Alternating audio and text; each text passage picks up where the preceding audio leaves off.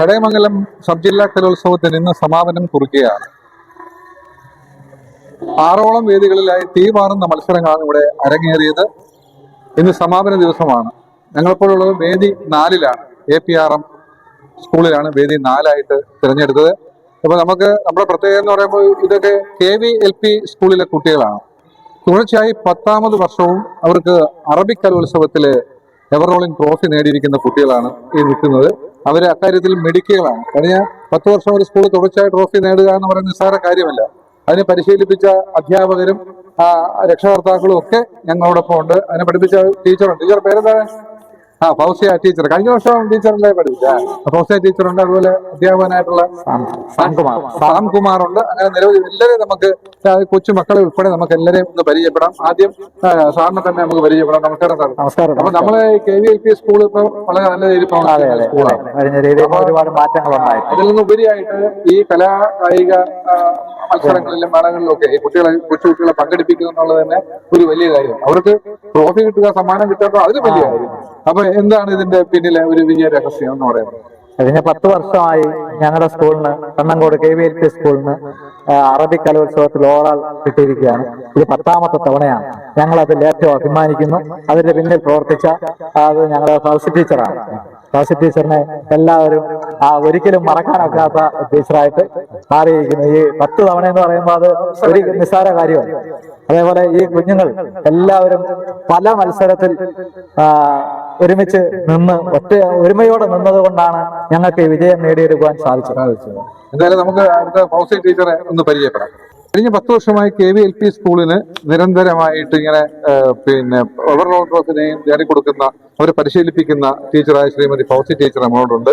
Fauci ടീച്ചറെ, നമ്മളെ കുട്ടികളെ ഇങ്ങനെ പരിശീലിപ്പിക്കുക എന്ന് പറഞ്ഞാൽ, അത് അറബിക്ക് പരിശീലിപ്പിക്കുക എന്ന് പറഞ്ഞാൽ വലിയ റിസ്ക് ഉള്ള കാര്യമാണ്. കാര്യം നമ്മുടെ സ്ഥിരം സ്ലാങ് അല്ലാത്തത് കൊണ്ടും അവർക്ക് വഴങ്ങാൻ സ്വപ്പം ബുദ്ധിമുട്ടായിരിക്കും. അപ്പൊ എന്തായാലും ഇത്ര വിദഗ്ധമായിട്ട് അവരെ പരിശീലിപ്പിച്ച് കലോത്സവത്തിൽ പങ്കെടുപ്പിച്ച് അവർക്ക് സമ്മാനം നേടിക്കൊടുക്കുക എന്ന് പറഞ്ഞാൽ നിസ്സാര കാര്യമല്ല. ഇതെങ്ങനെയാണ് ടീച്ചർ സാധിച്ചെടുത്തത്? അത് ഒഴിവ് സമയങ്ങളിലെല്ലാം ഞാൻ അവരെ അറബിക്ക് എന്ത് ചെയ്യും, പാട്ടുകളും കഥകളും എല്ലാം യൂട്യൂബിലും കേൾപ്പിച്ചു കൊടുക്കും. ഞാനും പറയും അങ്ങനെ അറബിയിൽ പാടുന്നതും പറയും. ഞാൻ പാടാറുണ്ട്.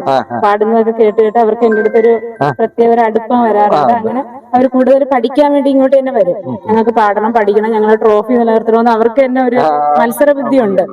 അപ്പൊ എല്ലാ ദിവസവും രാവിലെ 8:30 ഞാൻ സ്കൂളിൽ വരുമ്പോൾ എന്ത് ചെയ്യും, എല്ലാ ദിവസവും പരിശീലനം കൊടുക്കും. ജൂൺ തൊട്ട് തുടങ്ങും. അത് ക്വിസ് മത്സരമൊക്കെ എന്ന് പറഞ്ഞാൽ ഇവരെയൊക്കെ രാത്രിയെന്നില്ല പകലെന്നില്ലാതെ ഞാൻ ക്വസ്റ്റ്യൻ ചോദിച്ചുകൊണ്ടിരിക്കും. അറബി ചോദിക്കണം, അറബി തന്നെ ആൻസർ എഴുതണം. എല്ലാ ക്വസ്റ്റ്യനും അറബിയിലാണ്. അതുപോലെ പദനിർമ്മാണം എന്ന് പറയുമ്പോൾ നമുക്ക് 5 അക്ഷരം അല്ലെങ്കിൽ 10 അക്ഷരം തരും. ആ അക്ഷരം വെച്ച് 100-ൽ കൂടുതൽ പദങ്ങൾ 15 മിനിറ്റിനുള്ളിൽ എഴുതണം. അപ്പൊ നമ്മുടെ കുട്ടി എന്ന് പറഞ്ഞാൽ 1ാം ക്ലാസ്സിൽ പഠിക്കുന്ന പള്ളിക്കുന്നുംപുറത്തുള്ള ഹന്ന ഫാത്തിമ, അവളെ എനിക്ക് പ്രശംസിച്ചാൽ തീരത്തില്ല കേട്ടോ.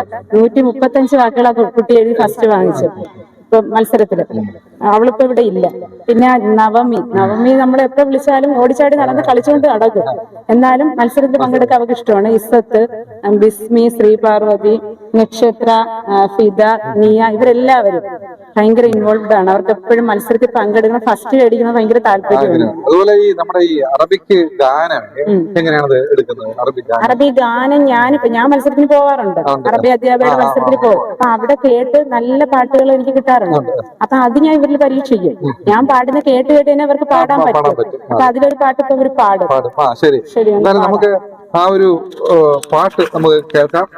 നമുക്ക് പാട്ട് على الفرح رجاؤنا تجنب من صدري على الفخر فناؤنا تجمل بالخير حوالينا تلويتنا حوالينا تلويتنا من الحد تجاوزنا من الفساد على الهوري أناسنا سلامتنا تفني فدمرنا هوالنا شهامتنا ترضي وجد خود خود به حسنی چہرہ وجد خود خود به حسنی چہرہ وتحریا